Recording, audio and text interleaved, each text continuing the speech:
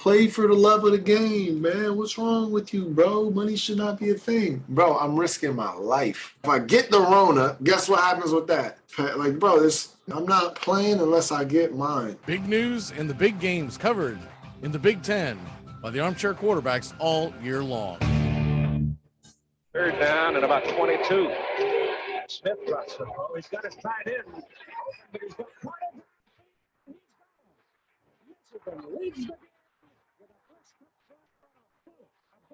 the corner, 71 yards. Now State's lead 7-3. There he goes.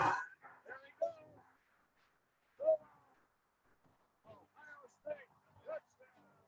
That's that old 1-2 punch you faked to him the first time. In his career, Lorenzo White 15 times rushed for 100 yards in a half. 5 of those this season. On 2nd and 10. And he's open all the way to the 6-yard line. Big Ten football covered in the Southeast by the Armchair Quarterbacks. This is Jim Rome. Join me in the jungle for your phone calls and the biggest names in sports. Stop by weekdays, noon until 3 Eastern, 9 to noon Pacific. It all starts with just one thing.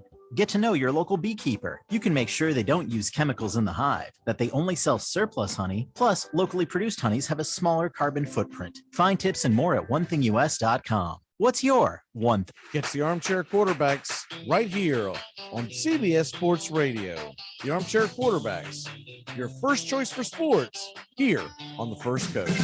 The sun came out today. Dread running to the post office? Stamps.com brings post office and UPS services right to your computer. Send letters, ship packages, and get up to 40% off USPS and up to 62% off UPS rates. Nearly 1 million small businesses use Stamps.com to save time and money. It's a no-brainer. So skip the post office and visit Stamps.com. Use promo code LISTEN for a 4-week trial plus free postage and a digital scale. That's Stamps.com, promo code LISTEN. This portion of the show is being brought to you by The Best Things in Life, which are still free with minimum purchase at participating dealers. Hi, this is Britney Spears. What up, this Jay-Z. This is Jennifer Lopez. Armchair. It looks like you have to guzzle your juice down without any ice. Pretend it's gin. What's gin? Gin is an alcoholic beverage, which if your mommy's strong genes are any indication, you'll eventually learn to love as it slowly destroys a giant portion of your adult life.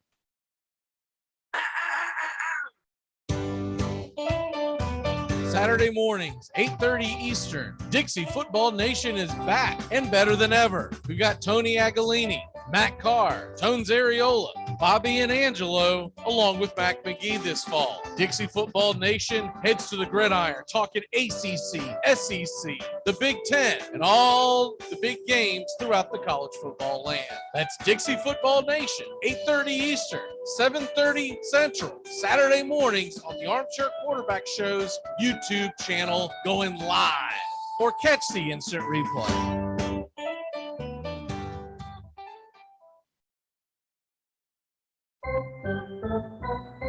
Calling all baseball fans, Yankee fans, Red Sox fans, the Tampa Bay Rays. It's the Catbird Seat, Monday mornings, 10 a.m. Eastern, only on Armchair Quarterbacks Show's YouTube Live. We dive into the American League East, point of views of the fans. Teamus and the Red Sox, Angelo and his New York Yankees, and Florida's own Mac McGee's Tampa Bay Rays. It's the Catbird Seat, Monday mornings, 10 a.m. Eastern, only on Armchair Quarterbacks Show's YouTube Live.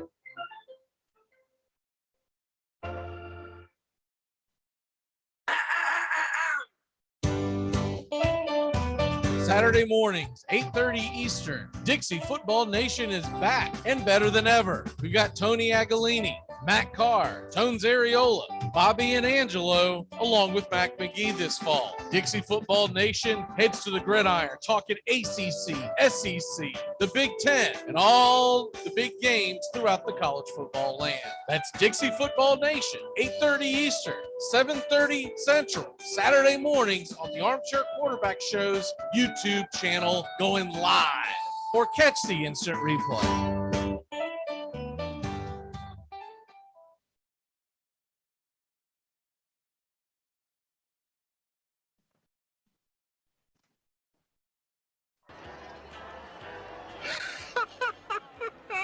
we have been hoodwinked, bamboozled, and flat out deceived. There's something kind of about a kid that's never played baseball. But what the hell, boy?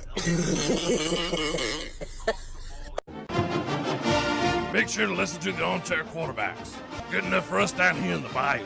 Go Tigers and the Armchair Quarterbacks. It's morning. Yes, and what a lovely morning. Allegiance to the flag of the United States of America and to the republic for which it stands, one nation, under God, indivisible, with liberty and justice for all.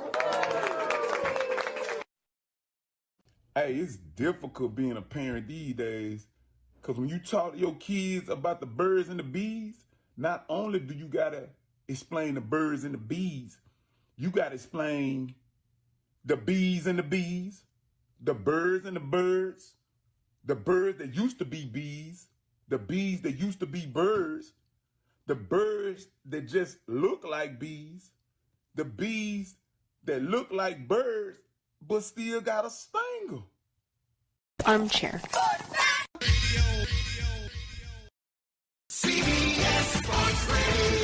You're listening to the Armchair Quarterbacks, CBS Sports Radio, #1 sports station.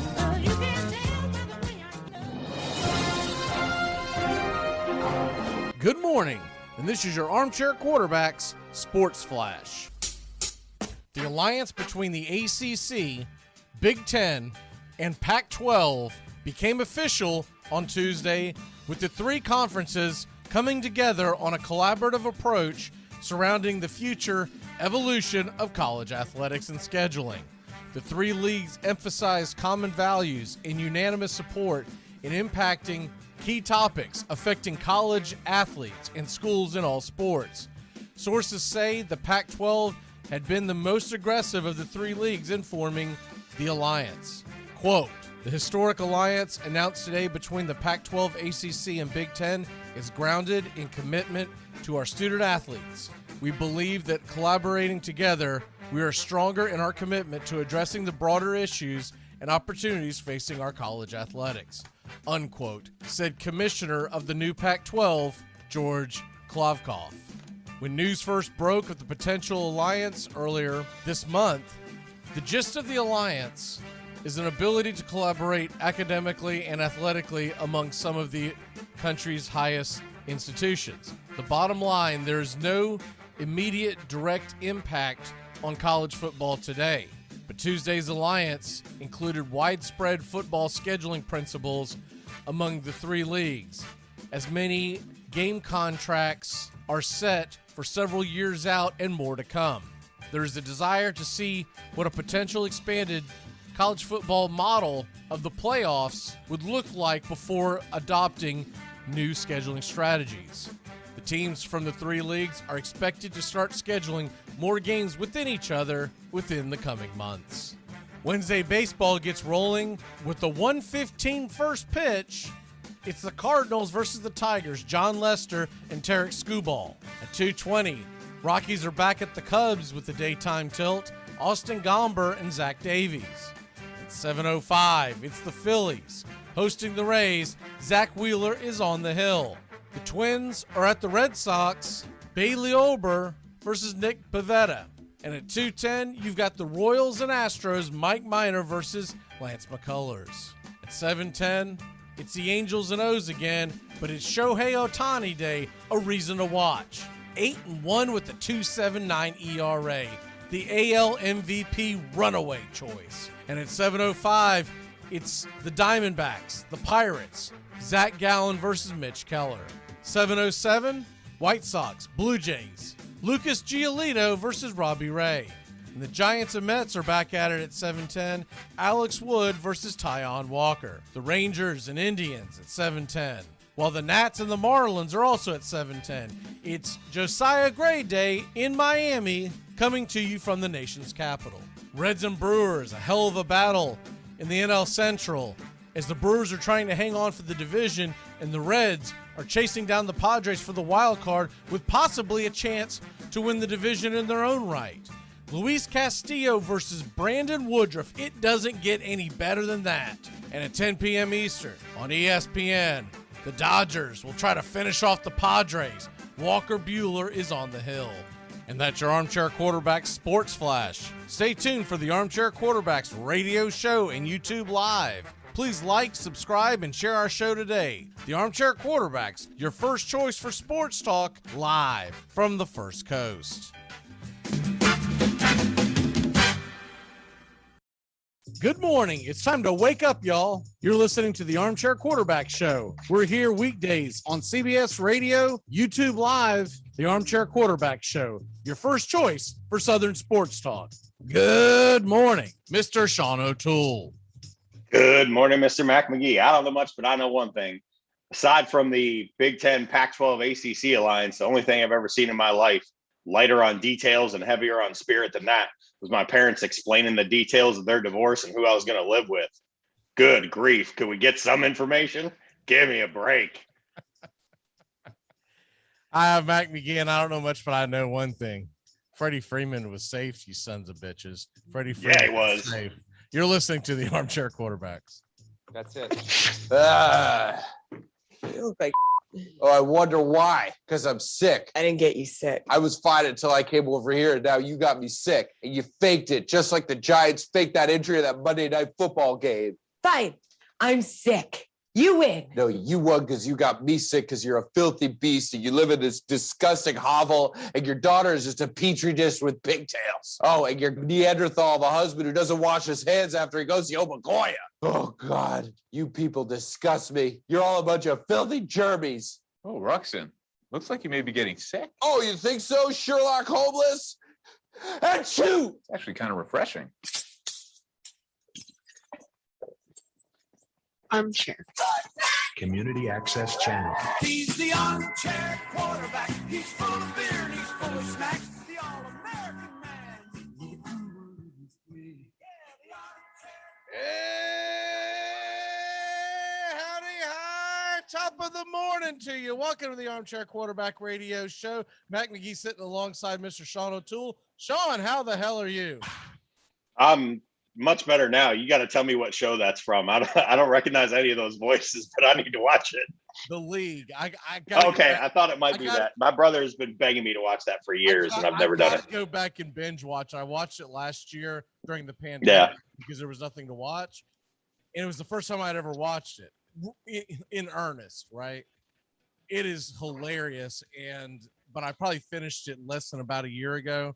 So I probably need to go back now and watch it again because I've only watched it one time through and just absolutely an absolute riot. But yeah, every once in a while I'll hit one of those clips on like, I haven't heard this clip in a while. Which clip is this? And so some of these just get me tickled because I've got well over 300 of these clips now. So unless I accidentally hit it, I only hear these once a year now. So some of them, I'm like, I don't even know what this means. Let's just play it. Let's see what happens. By the way, the Armchair Quarterbacks are official. The YouTube gave me the go ahead yesterday. The check. There's a lot of things that go into that, and we're still far from like being like our own, channel, so to speak, as far as like making actual money off of this. But the Armchair Quarterbacks are official. We can officially start taking the next step. And so I got that news yesterday afternoon. So that was pretty exciting. Much faster than I thought it was going to happen. I had it earmarked with the viewers and whatnot. I thought it would happen somewhere around January of this coming year. So we go into the season, and what that really means in the grand scheme of things, we should be more seeable, more viewable now for people who search us. So that'll be a good step. And then hopefully by this time next year, we will put ESPN out of business. So there you go. Me and Sean can quit working from home and start working from home. That's all positive news. It's really good. And thank you, Brian, for going door to door wherever you live, wearing a Bengals starter jacket and letting people know about the show. We appreciate you, Brian. Something tells me he does wear a Bengal starter jacket. I guarantee you he does. I promise you he has one. Do they still make starter jackets, by the way? Man, I had a really sweet Lions one when I was a kid. I haven't seen one in a long time, but that's hitting us. We're showing our age with that reference, but I had an awesome Lions one. I guarantee you, people of our age, they could get us to buy it with nostalgia. It because they charge anything. I'd buy it. I had a couple of kick-ass Florida State ones. I had a Dolphins one that I remember that was reversible, and I want to say I had a Celtics one, but I might be misremembering that. But I definitely remember the Florida State and Miami ones because my parents got them for me, and I was like, oh, this is awesome. We don't have electricity, but this is awesome. All right, let's go ahead and dive into this ACC, Big 12, Pac-12, Big 10, -4, whatever the hell's going on. Nonsense. We go flying into the first quarter. This is Florida State Day and Penn State Day, so we're going to be doing a lot of that talk. Penn State. Yeah, we are. For you Florida State fans, we'll be doing that at the top of the hour. Sean would not let me do 55 minutes of Florida State talk. Yes, I would. I absolutely would. He vetoed that. He said, man, come on. We got to have 3 minutes for Penn State. No, not untrue. I love Florida State. Stop it. 30 seconds of whatever the hell this announcement was yesterday. Oh, my God. So they come out, make this big deal. We've heard about it for several days.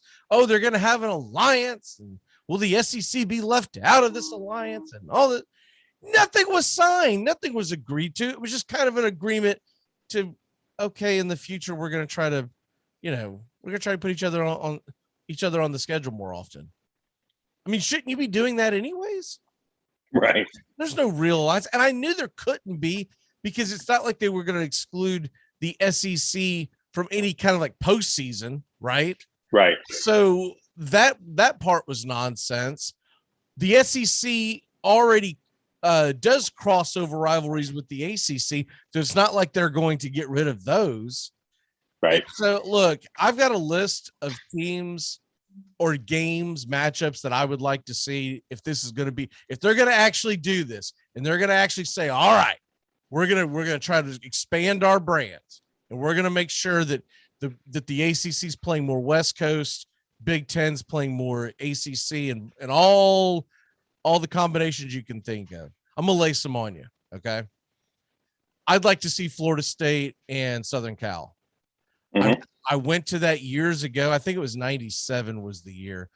I would like to see more of that. I think Florida State, Southern Cal could be a fun series to do. I know they're not going to play every year. I'm not stupid, but it would be fun to see them play each other on a home basis, maybe once every 10 years. Right. Which means I can see it like maybe one more time. The Clemson, Penn State, I think that would be fun because that's not that far away from each other realistically, and those are two iconic brands. Yep. What about could I interest you? Speaking of Brian's crappy Hurricane team, could I interest you in Miami versus Michigan? Absolutely. That would be a lot of fun. That would be a ton of fun. Give Jim Harbaugh just 7 more years to rebuild, and I think he'd be ready for it. What about basketball, Sean? What about if we could get UNC, UCLA every year? Yep. What if we could get Duke versus Indiana every year in basketball? Not this Big Ten ACC challenge. I'm talking about like an every year. I'll do you one better. They played in the tournament and it worked out, for my school better than it did for Scotty Barnes. But Michigan, Florida State, who both have emerging college basketball programs that are perennially at this point top 10 with coaches who seem entrenched and want to build dynasties.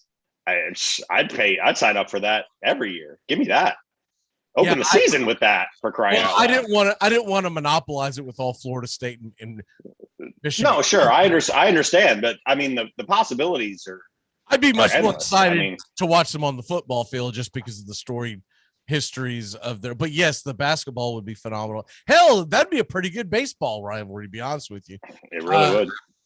Virginia Tech versus Wisconsin. I would like to see that. You have that. You have to have the Hokies go into Camp Randall, and Wisconsin has to go into Blacksburg. That could be a lot of fun. Oregon versus Boston College, mainly because I'd like to see what Oregon could do going east. And I think Boston College is getting better, by the way. But Washington versus Iowa, and then even like some minor ones, like give me a Michigan State versus an NC State, right? Something. Yeah. I couldn't decide who the one team I'd want to put Ohio State against, because I kind of felt like that I used up all the really good ones. But I would like to see Ohio State go up against the big boys. I would have said Clemson. The problem is that we've seen that so many times in the playoffs. I'm kind of nauseous with it. I'd much rather see like Ohio State take on a Miami or a Florida State or a North Carolina football. That would be fun this year. Now, how long Mac Brown coaches, I don't know. But this is the only thing that I see that could come good of this, but it's not like it's legislated. It's not like they're demanding that everyone sign up for a game every single year. It's going to be a crapshoot. And unfortunately, the Clemsons, who never play anybody out of conference, they're going to go out there and they're going to sign up Oregon State. They're going to go, what's Cal up to? Let's thump the hell out of them. And and that's my issue with it. Clemson's not going to sign up Southern Cal because they don't do that.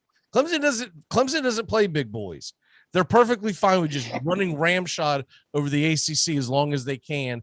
They're doing that as long as Florida State's down. And until then, they'll just, because everybody knows that Miami's not really, Miami. Come on. How long are we going to play this facade? Okay. How many times do we have to hear we're back, and then you get thumped by Clemson? So that's my jab at Brian this morning. Good morning, Brian. Morning, Brian. Okay. Here's the only thing I really want to say, because I don't have a lot to add to what you said. It's not legislative. It's really just a handshake agreement. And the thing that is most important to me and that stuck out like a sore thumb is just, you've got 3 conferences with brand new commissioners, Kevin Warren, George Kliavkoff, and Phillips, who are all taking over at a time when Greg Sankey has just basically, walked into the NCAA's yard and gone to the bathroom and said, we're the SEC, you really can't do anything to us. I think this is more about TV contracts than anything else. I think they want to form an alliance so that everything is not under ESPN's hood and they're not beholden to whatever time slot ESPN chooses to put them in on weeks where the SEC doesn't have a marquee game. I think they want to get this alliance to market. And I think all 3 of these conference commissioners want to eventually try and get a huge deal out of either CBS or Fox. The Big Ten already has a relationship with Fox. They show the Big Ten championship game, and most of the Big Ten weekly marquee games are noon Saturday games on Fox or primetime games on Fox. But CBS is going to, find themselves without, they're giving up the franchise, the SEC, game of the week. They're giving that up to ESPN. I don't remember if this is the last year or if next year is the last year. You might know better than I would when the contract runs out. But I think this is all based on these 3 conferences wanting to have a strategic alliance for somewhere around 25. When maybe the Texas and Oklahoma are supposed to join the SEC, because I think they don't want to be left without a chair when the music stops, is basically what I think this is.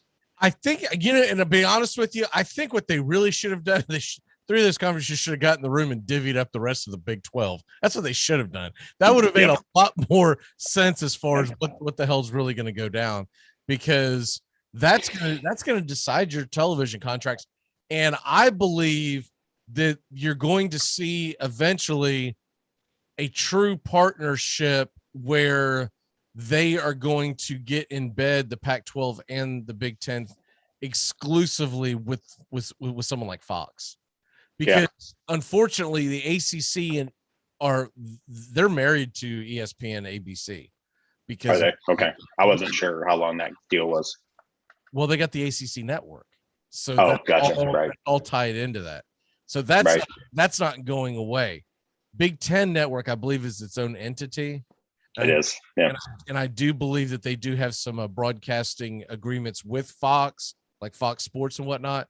But all in all, the door is open for Pac-12 and Big 12, or sorry, Big 10 to just go exclusively, because that's really your only other option is to go Fox, right? There's not a third entity at this point. There's been some that have tried, but they haven't been successful because NBC is just, just in bed with Notre Dame, and that's the funny thing. The third entity is NBC and Notre Dame, and I think that contract's up right around the time they're talking about expanding the playoff and when this would start, like 25 or 26. So where does Notre Dame go? ACC, Big 10. I mean, those are the two most logical options. I know that they always say that they're going to stay independent, but I think there's going to come a time where the handwriting's on the wall. Look, money talks. The viewership for Notre Dame has steadily declined over the years. And it's not that the fact that Notre Dame isn't a good football team. They're a very good football team. They've been in the playoffs. They've put on a good product.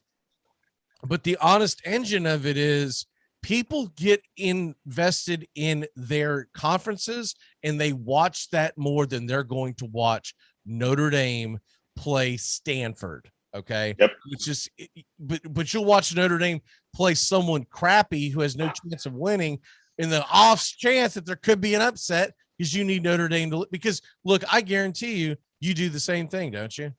Yeah. Aren't you? How many text messages have you gotten from me at noon on a Saturday about like Illinois and an Illinois-Wisconsin game or something? Right. I mean, I don't have any vested interest in that. Is it Illinois, Nebraska this Saturday? Yes. Yeah. Man, that was a hell of a matchup if this is 1989. But let's go ahead and get into Penn State before we get too far down this road. But I wanted to touch on that because it's basically much to do about nothing, but it could be bigger. It could definitely be bigger. But basically, the details we got yesterday, they might as well have just said, hey, we've decided not to declare war on each other. That's it. Right. It's basically a glorified UN meeting. All right. So Penn State, they come into this game, into this season. There's the good news and the bad news of last year.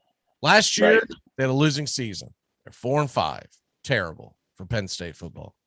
Good news is they finished the season on a 4-game winning streak.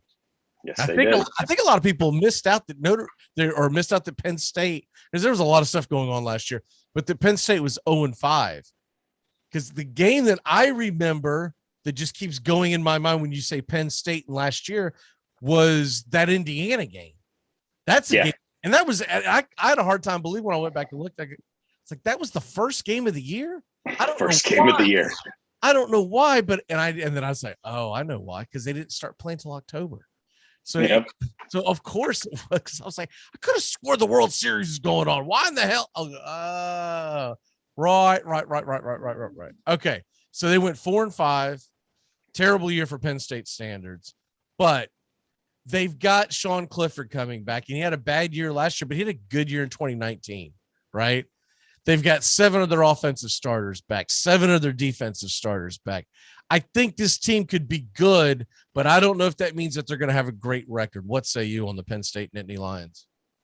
Yeah, so specifically on the defensive side of the ball, which is where I'm most concerned. I think Clifford will be better than last year, and you really can't overlook the fact that they got a 1,000-yard running back from Baylor last year who just walked in from the transfer portal, which is insane that that's something that they just walked into. Baylor transferred John Lovett Sr., who was a 1,000-yard back for Baylor, just walks into Penn State. And I mean, he's going to walk into the starting job. And again, they've always coached the running backs very well. The offensive line was not good early in the year last year, but they were much better down the stretch. I'm much more worried, and we'll unfortunately have to talk about this a little bit with Florida State as well, about how they're going to pressure the quarterback, because they lost Micah Parsons, who was their number 1 tackler, was the 11th overall pick by the Cowboys.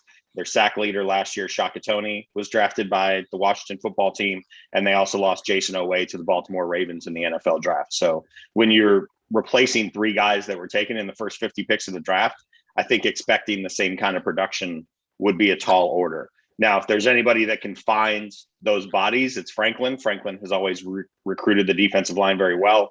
He hit the transfer portal hard.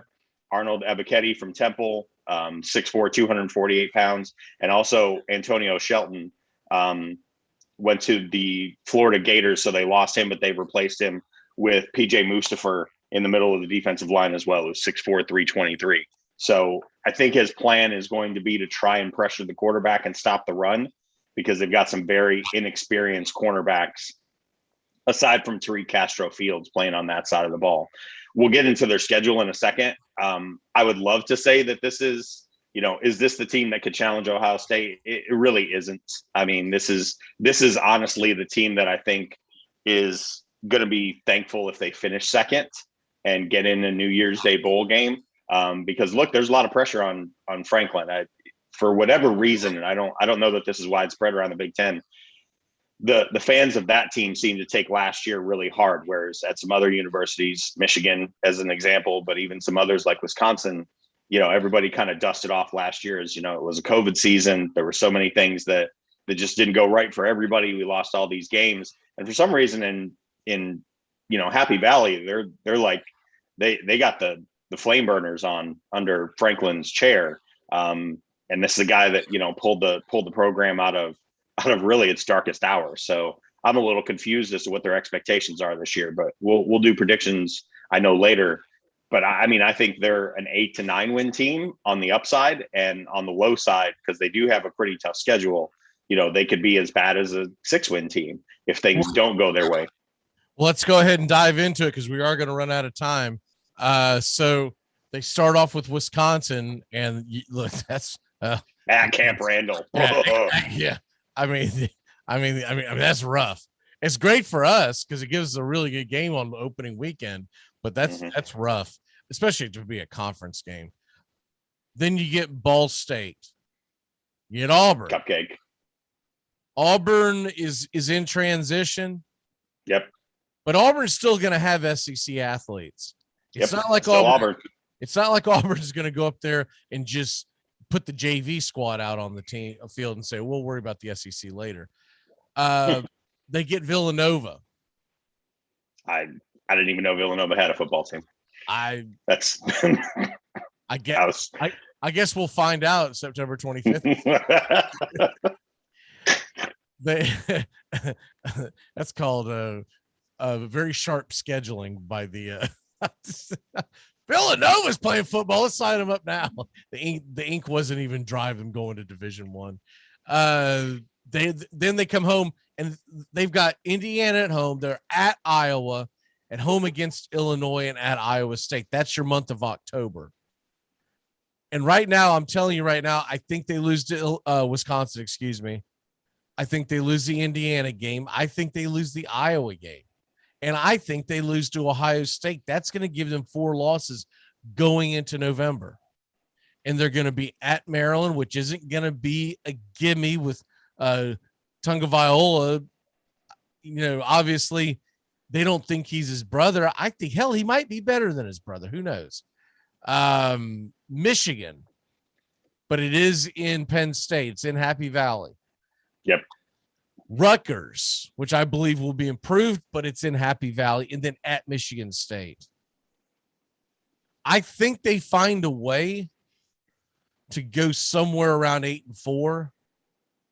I think it's going to be a terrible October for them and a really good November. I know you might differ on that with them playing Michigan, but not really. If that game was in the Big House, honestly, those are 2 teams I see very, very even, and it really is going to come down to, hell, is that Michigan game? Is that a night game? Is that a whiteout game, as they call them?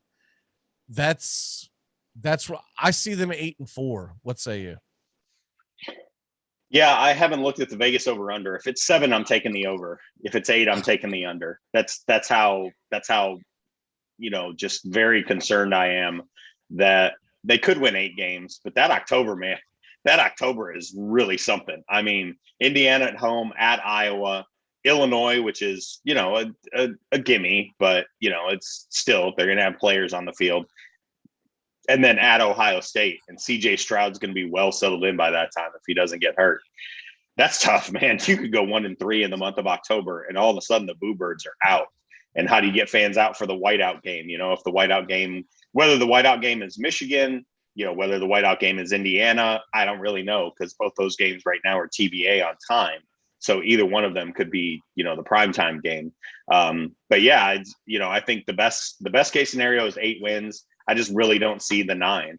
You know, I don't see any of those 4 games that we have them losing. I don't see them winning any of those 4 games. All 4 of those teams are better than them. I'm going to try to find something a little more updated, but back in June 17th, ESPN had the over-under as 9.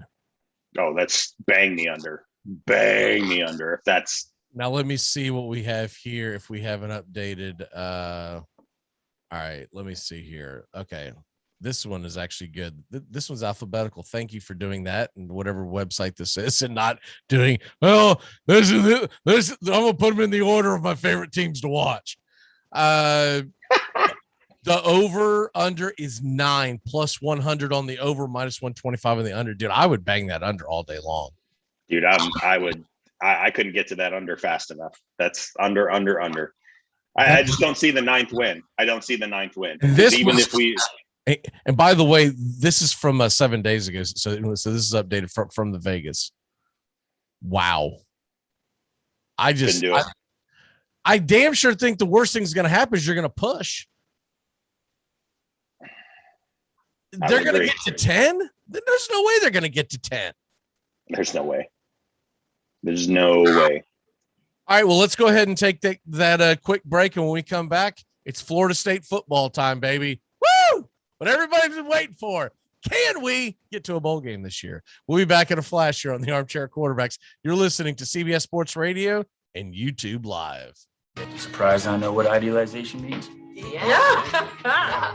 Me too. I have no idea how it got in there. It all starts with just one thing. Get to know your local beekeeper. You can make sure they don't use chemicals in the hive, that they only sell surplus honey, plus locally produced honeys have a smaller carbon footprint. Find tips and more at onethingus.com. What's your one thing?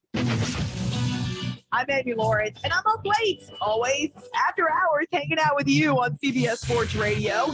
Check it out, 2 a.m. Eastern, 11 p.m. Pacific. Look at that. The Hendersons are getting a new fence. Ah, who cares? They're swingers. I want a new fence. That's it. We're never having sex again. Need a home loan fast? At the American Bank of Los Santos, we'll help you get the debt you need to make life easier. We'll show you how to look richer and be poorer. You need to impress people fast, not in 20 years. It's only a risk if you get into money troubles or the economy changes. Call American Bank of Los Santos. Now that the kids have moved out and have drug problems of their own, maybe it's time to install a luxury marble wet bar so you can get drunk in private. American Bank of Los Santos. Why worry about tomorrow if you look inadequate today? Armchair. Good morning. Good morning. Good morning. Good morning. Good morning, y'all. Get your morning started off right. Weekdays with the Armchair Quarterbacks, riding shotgun with you wherever you're heading. Good morning. Good morning. Hello, and how are you? Early in the morning, I say good morning. Hello, and how are you? Armchair. Make sure to keep it locked in here on Armchair Quarterback Radio. We're not one-trick ponies. We cover the entire NFL, past and present. 3rd down and 6 at the 9. And Bo Jackson to the 20 and out in front. And only one man to beat, and Easley can't run him down. He had the angle, but there goes Bo. And nobody catches Bo. Touchdown. Dion. Back when he started and turns the corner into Giant territory and leave it to Dion to break it open for a touchdown. What a run! Dion comes in as a receiver. Sanders. Going his way, but they double coverage. The coverage, but intercepted by Sanders. And he scored again. Yep. There he goes, Dion Sanders. 71 yards. And so the Dion combined a 59-yard punt return for a TD, a 55-yard pass reception, a 39-yard punt return, and a 71-yard interception return. Quiet, we're on the air. A wise guy, huh?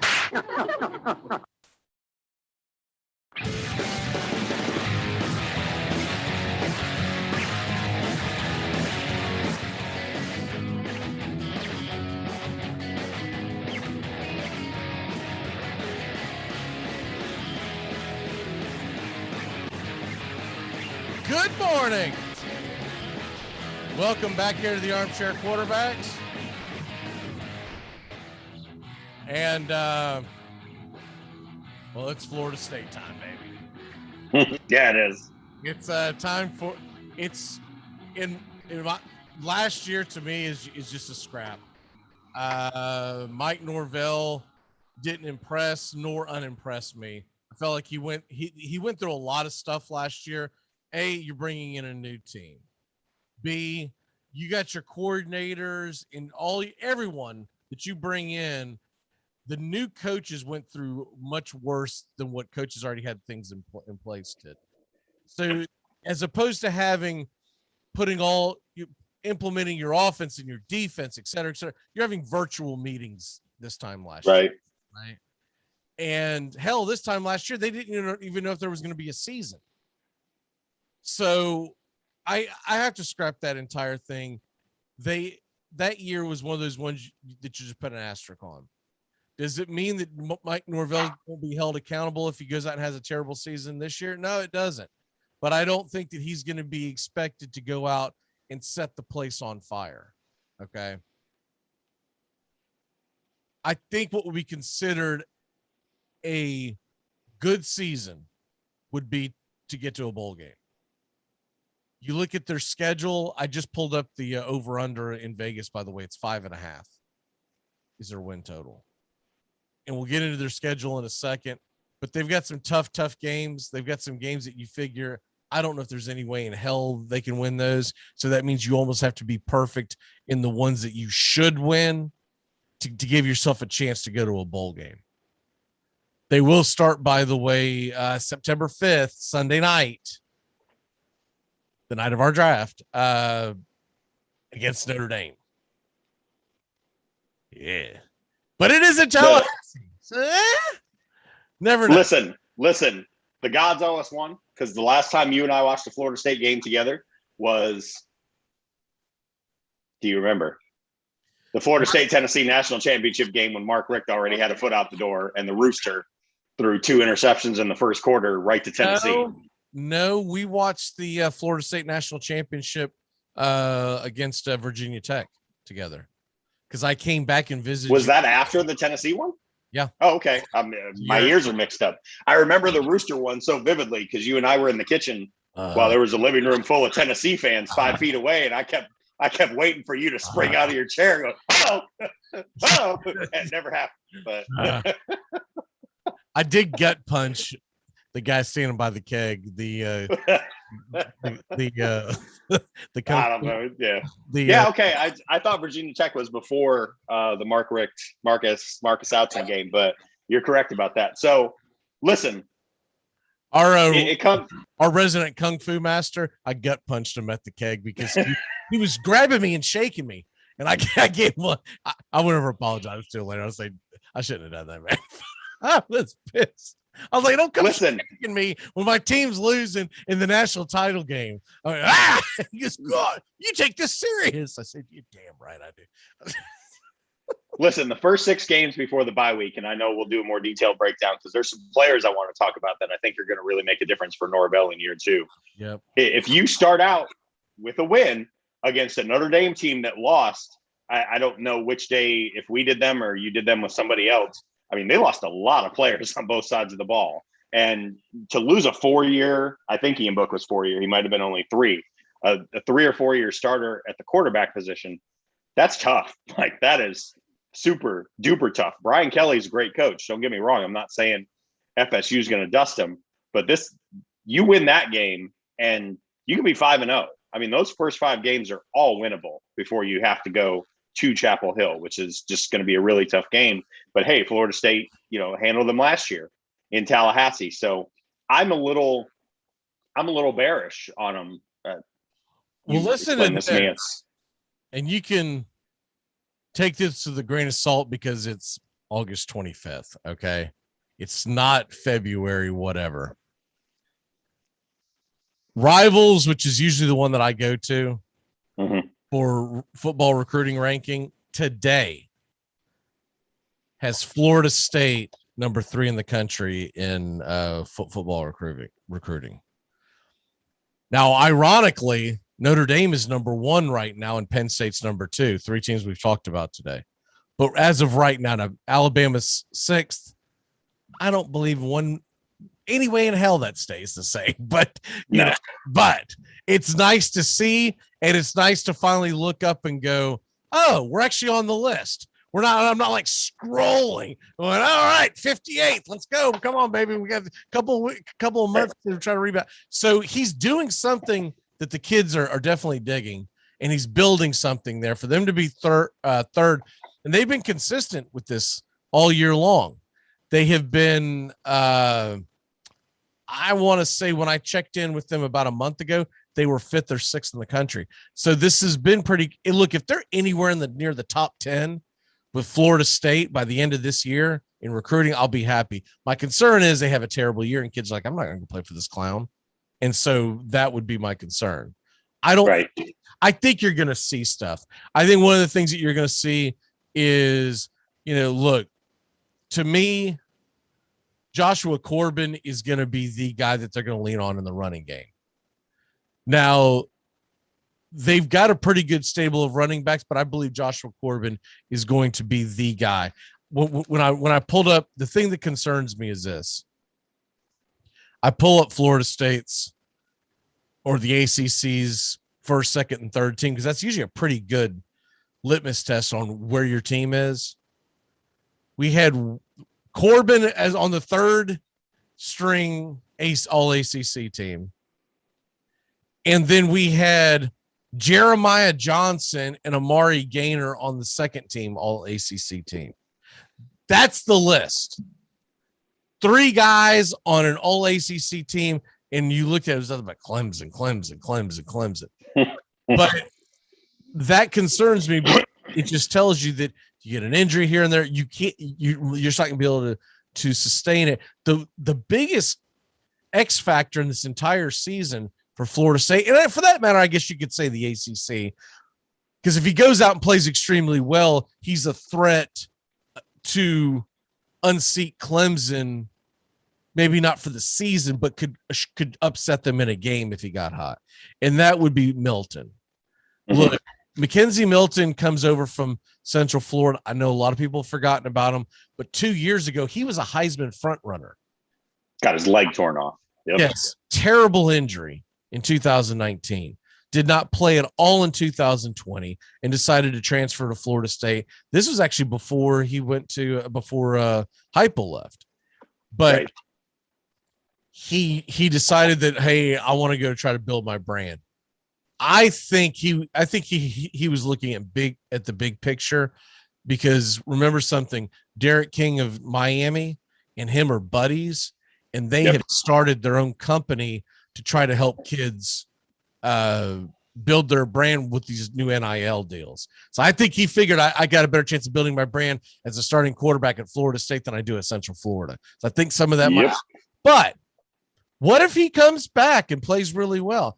I'm not saying Florida State's going to look. He's not going to Jameis Winston us all the way to the damn national title game in 2021. It's not going to happen. The rest of the team's not there. Like, we don't have the talent on the other pieces of the ball, but we might have one of the better quarterbacks in the ACC. It may not be the best. Most people will tell you it's Ugalele, and people will say number 2 is probably Sam Howell, and number 3 is probably Derek King.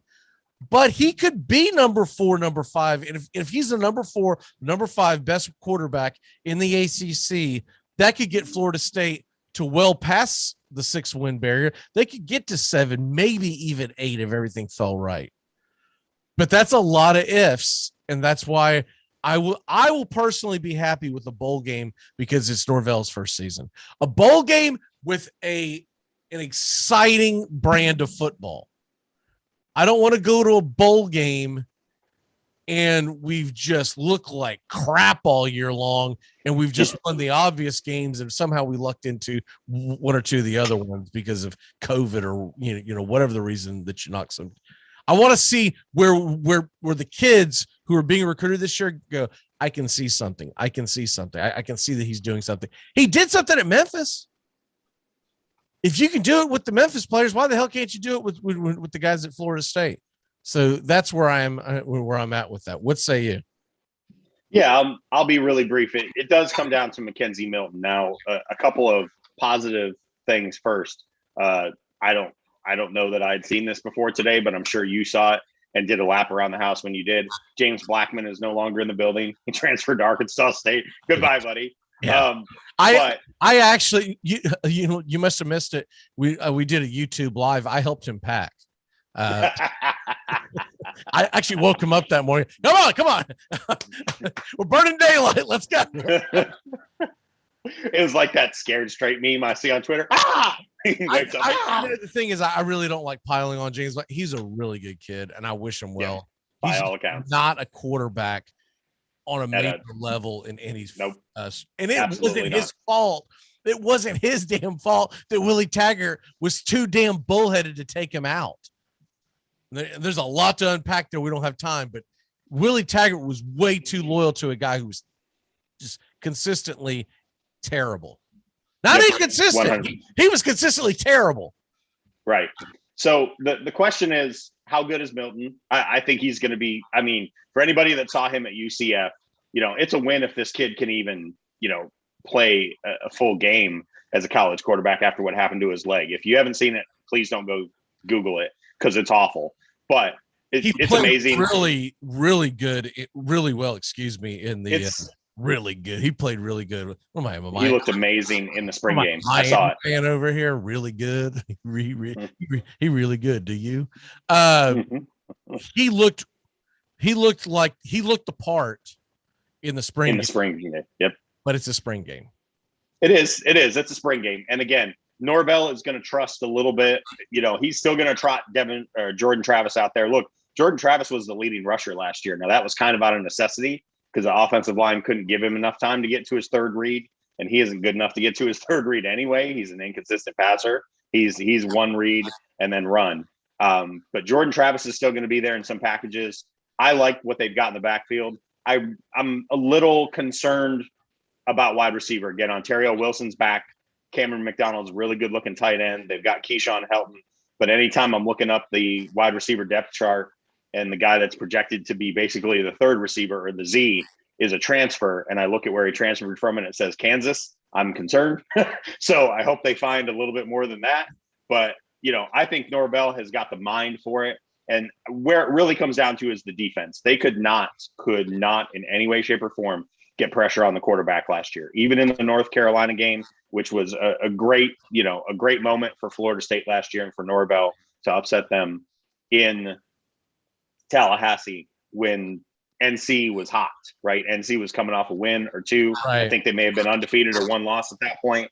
But even in that game, you got some very timely turnovers. You got some interceptions. They didn't really get some pressure on Howell. They just forced him into bad decisions with coverage. So they have to get home. They absolutely have to get home. And they're going to do that through the gentleman you mentioned earlier, through Johnson, who's a transfer from Georgia.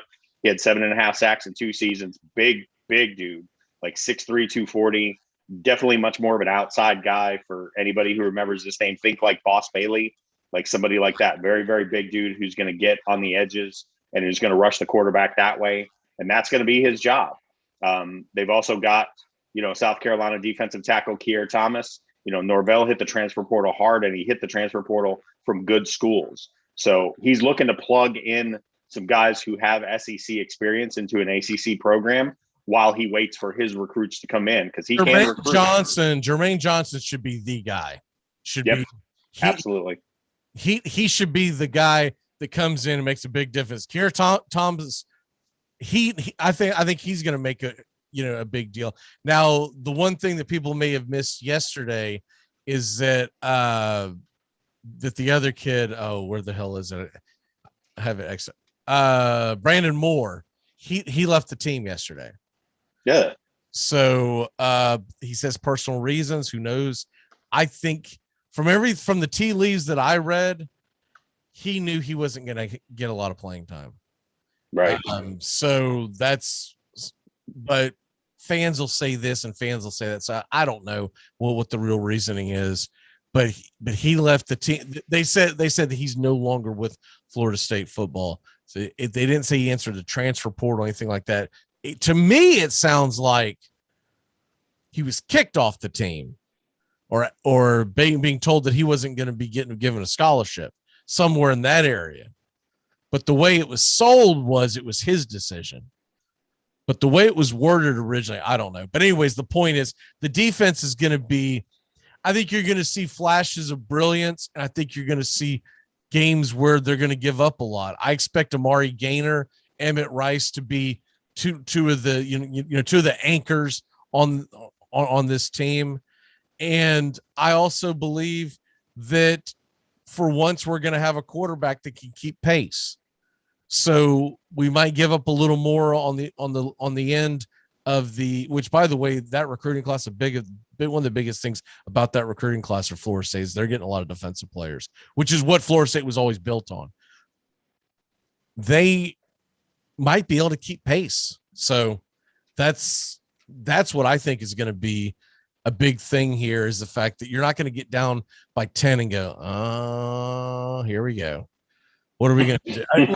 They were fourth in the ACC in running the ball, but some of it was because we were down 17 and running draw plays, ripping off 8 yards at a time. Well, of course you're going to run well because no one cares because you're never going to catch us. Right. It's third in your life. Right. So and a lot of that had to do with the fact that Travis was our quarterback and he was nothing but legs. So now we got a guy who's an actual quarterback, and we do have a guy that can spell a change of pace in Jordan Travis. He's also a guy that if Milton gets banged up, you can put him in there. He's competent. And then we still don't know what's going to go on long term. But Chubba Purdy and Tate Roadmaker are supposed to be the quote unquote futures. They're still technically freshmen, and so we'll just see. Look, let's get into the schedule because we're going to run out of time here. They start off with Notre Dame. I think most people believe that's a loss.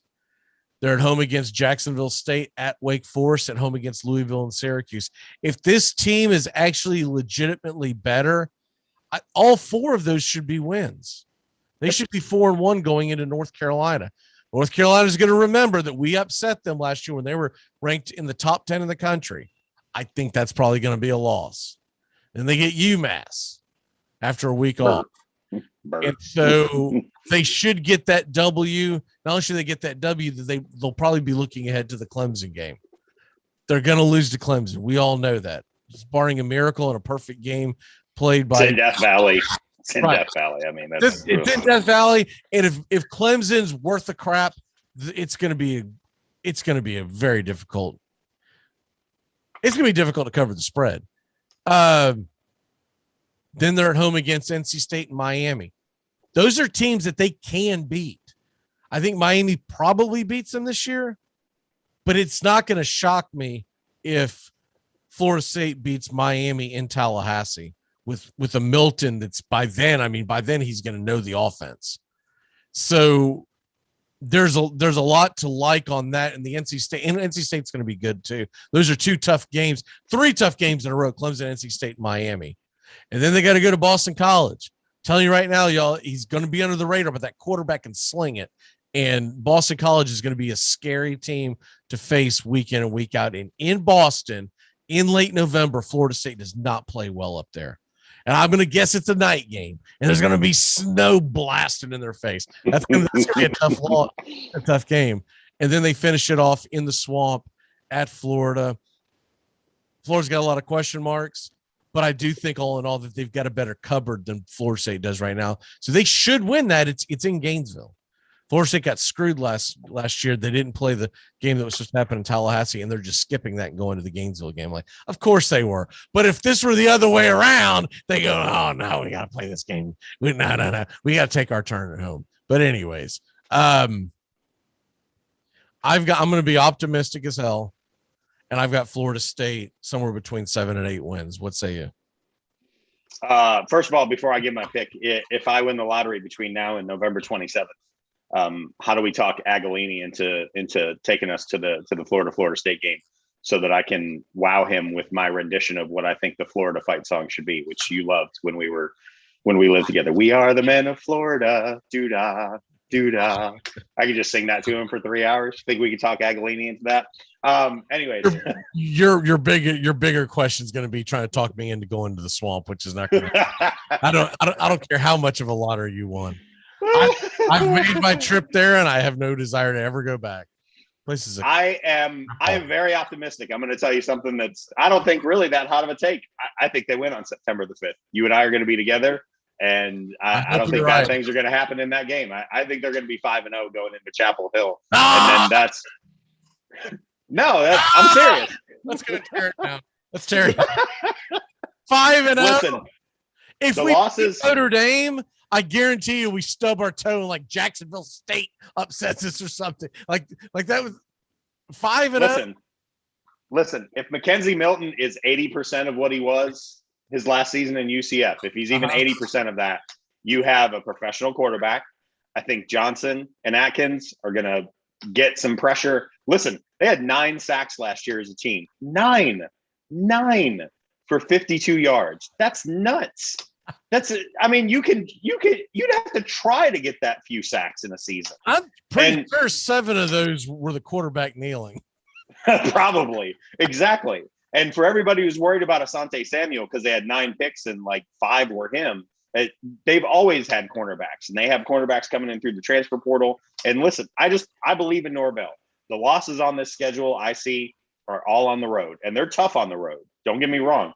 At Chapel Hill, at Death Valley, at Chestnut Hill in November, which you mentioned, and I'm not going to belabor the point, but man, that's a tough game to play against a team that's on the rise that I don't think anybody's really paying attention to in the ACC. And at Florida's a toss-up. One of Florida or Miami, I think they would drop. But I think this is a team that can win 8 games, and they're over. I just looked at it on BetMGM and a couple other places. It's 5.5 most places. I can't bang the over hard enough. I really believe in Norvell. I believe he's a culture builder. This is music to my ears, my friend. But I've seen this. I've seen the way this team plays, and I'm very, very reserved on believing that they can pull off. That is a big deal to go from 3-6 to what you're saying 9-3. 8-4. I think 8-4. But listen, every year we have a team. Every year there's a team in a major conference. Every year there's a team in a major conference that comes out of nowhere. Who was the darling of college football last year? It was Indiana. It was Tom Allen. The problem culture builder who the fans like. The problem with the Notre Dame game is this. Notre Dame ran right through us because our defense was absolutely atrocious. I don't know if we have fixed that. We're going to find out really early, but I don't know if we have fixed that. So though Notre Dame lost their quarterback, and I get that, they still have elite athletes, and I feel like they're going to be able to run the ball on us. If they can run the ball on us and control the line of scrimmage and control the clock, then that means Milton in his very first game in front of all the bright lights in the big city and everything, he's going to have to play an outstanding game. And I figure there's going to be rust, man. I just have a hard time believing. But if they do win that game, I could see what you're saying, them going 5-0. I just think they would drop at least one of those. I think there would be a game you wouldn't expect it, whether it's at Wake Forest, which has always given Florida State fits. And then, of course, I like what they're doing in Louisville. I like the head coach of Syracuse. They both had bad years last year, but once again, it's the pandemic. And they're not – the Nick Sabans had no excuse for during the pandemic. They had built something. But when you're a 1 or 2 year coach, I'm going to give Louisville a pass. I'm going to give Syracuse a pass. I'm going to obviously give Norvell a pass. But I hope you're right. I hope 8 wins. I will be doing backflips. I will be extremely happy with 7 wins because this smells like a 6-6 team to me. If things go wrong, and I am a pessimist when it comes to my teams, I'm optimistic for the other people's teams, but my stance is going to be 7-5. That's what I hope for. I hope they have a good year. They go 7-5. They go to the No One's Watching Bowl and help the recruit. But they're exciting, and it's an exciting brand, and kids want to come in. It's time to turn back time and get on out of here, as we did not get a chance to get into baseball, which I knew we weren't. There's too chock full of stuff going on here. Here we go.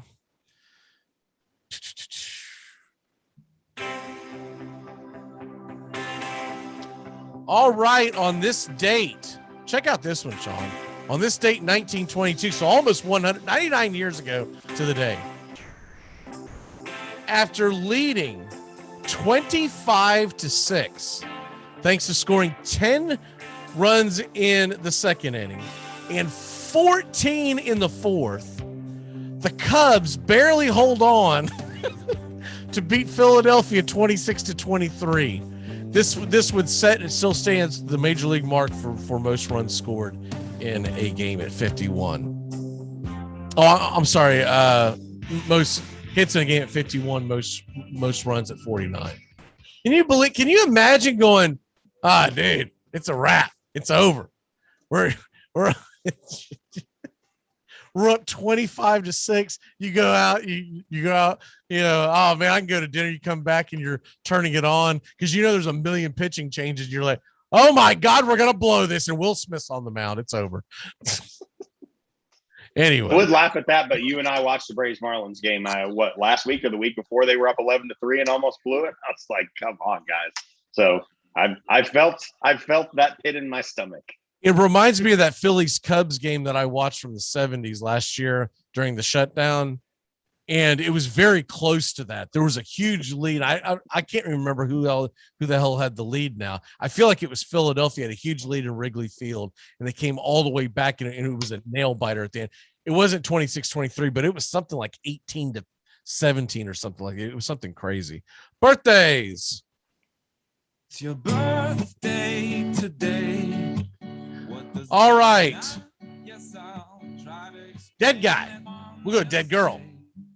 Althea Gibson, one of the best American tennis players of all time, 7 Grand Slam singles titles, born in Clarendon County, or Clarendon Country, South Carolina, born in 1927. She passed away in 2003. One of the first big names for Black American athletes, especially in the world of tennis. And also 51 years old. 51. Big Shot Bob, Robert Ory, is 51 years old today. I don't think he gets enough credit of how money he was during his career. And we'll throw one more out at you. A current guy who's actually still playing. One of my favorite players that I no longer get to see on the regular is Mr. Justin Upton. If you were to guess, how old would you think Justin Upton was today? He's got to be on his third $100 million contract, so 34. But they came up early. Hit the nail on the head. 34 years old. Yeah. I really liked him, but they made a terrible decision building that team at the time. He had some nice years with the Tigers. I mean, Tigers traded for him from, I think, Arizona. Mm-hmm. And he had a couple of really nice years for the Tigers in that JD Martinez, like mid-20 to like 2013 to 2015 phase before the Tigers completely bottomed out and kind of traded everyone. That's where Atlanta got him from, was a trade from the that's where that's it. Yep. Because remember, they signed BJ as a free agent. And threw that money down the drain along with Dan Upton. Blessed it. And then to make him happier, they went out and got Justin. And the whole time I was like, dude, should have just traded for Justin. Like this BJ Upton. The metrics showed at the time, which today you would never give him a 5-year, $75 million deal. But they thought they had an athlete there, and we're going to put him out in center. And we talked Steve Cohen into signing him because he's doing great so far. I can't wait for him to give out 3 or 4 more contracts. Please, Steve Cohen, give out some more. What is your walk-off for the day, sir? My walk-off is a kind of somber one. You may not agree, but you may. This week, Jackie McMullen retired from ESPN. She was someone I looked up to a lot and always read all the way back to before she was with ESPN when she was writing for the Boston Globe. When I was studying journalism in college in my early 20s, I mean, Bob Ryan was God to me. And Bob Ryan was usually bylined somewhere near Jackie McMullen in the Boston Globe. And that was a time where you had to really make an effort to read the people that you liked. They weren't available to you at the click of your finger. And I always appreciated her. She paid her dues. She came up the hard way in the locker rooms, talking to players, and just happy trails, happy retirement. I hope she enjoys herself. She's someone I've always thought was very thoughtful and intelligent and really thought about sports from a 10,000 foot view. And I'll miss reading her if she never writes anything ever again. I haven't read her in years because USA Today is just such a swamp. Yeah. But it is. But I've nothing bad to say about Jackie McMullen. She wasn't one of my favorite because she always had some takes that were really questionable. But she wasn't bad on Around the Horn. I could pick out a lot of people that are a lot worse than her. And when they said she'd been with ESPN since 2010, I was like, that's not accurate. She's been with ESPN for 20 something years. Now they may not have put her on the payroll until 2010, but she was doing Around the Horn when it was first began. And even before then, she would show up on Sports Reporters. I miss that show dearly. I really wish that we could get another Sports Reporters. But I think I missed that. I missed that show terribly. I never thought they'd recover from losing Dick Schaap, and then John Saunders slid right in. And then John Saunders passed away, and I think that was kind of. I think they just kind of let it retire. But I mean, Mike Lupica was there. There's always people to come in and take over. I think that they lean too much into the Jeremy Schaap thing, and he's not good. And people, he's tough. He's tough hang. He is. My walk off for the day is it's a National Whiskey Sour Day. So get you a whiskey sour because for the next 2 days the Braves don't play. So I have nothing to watch the next 2 days. Literally. I mean, I'm gonna dive into a couple of games. I will watch the Rays and Phillies tonight, but I'm like, man, what do I do with myself? And Serena Williams withdrew from the U.S. Open this morning, citing hamstring issues. I'm going to say I said it this morning on the Take Me Out to the Ball Game Wake Up Warm Up Show, whatever you want to call it. I'm going to say it again. It is stupid that they are not playing this right now. They're going to wait another week, and then they will finish the U.S. Open once again. The weekend the NFL kicks off. It is I'm like, dude, you've got these next 2 weeks where there's literally nothing to watch. Nothing to watch but baseball. Yep. You get some college football a week from this weekend, but literally there's nothing to watch as far as championship and whatnot. Because your baseball fans are going to watch your baseball. But you have an opportunity in August. Also, if you're going to go to it, go to the event. You might want to finish it up on Labor Day weekend and not the week after when all the kids are back in school. It makes no sense. And every year it just dumbfounds me. Like today on CBS, we got a doubleheader of the we're going to put the Colts and Bills on, and then it's going to be the men's finals. And I'm like, what in the God's name are you doing? All right, whatever. We will see you next Wednesday. Next Wednesday. It's live draft. It's the live draft. Also next Wednesday, because we'll be going into college football season. Have your college football picks ready. All your conference champions and your top four, because we will talk that during that. And a note on that show, y'all, I'm going to pop on a little earlier that day because I can't hit all the buttons. And oh, by the way, the draft's going live at the same time. So we'll come on about 5 to 10 minutes early, but people just jump on whenever they want to jump on. All right, brother. We will see you a week from today. Go Noles. Have a good day, everybody. Yes, sir. Goodbye, sweetheart, where it's time to go. We're back tomorrow. with another show. Well, unless we're fired, we'll talk to you then. Goodbye, sweetheart. Goodbye. Goodbye. Guys and gals, it's time to go. We'll see you on the next show. Same bat time, same bat channel. Thanks for listening to the Armchair Quarterbacks on these CBS Sports affiliates and catching the show on YouTube Live. We're here weekdays. Find Armchair Quarterbacks on YouTube Live today. Please subscribe and share and take us everywhere you go. The Armchair Quarterbacks, your first choice for Southern sports talk, live from the First Coast. Gonna get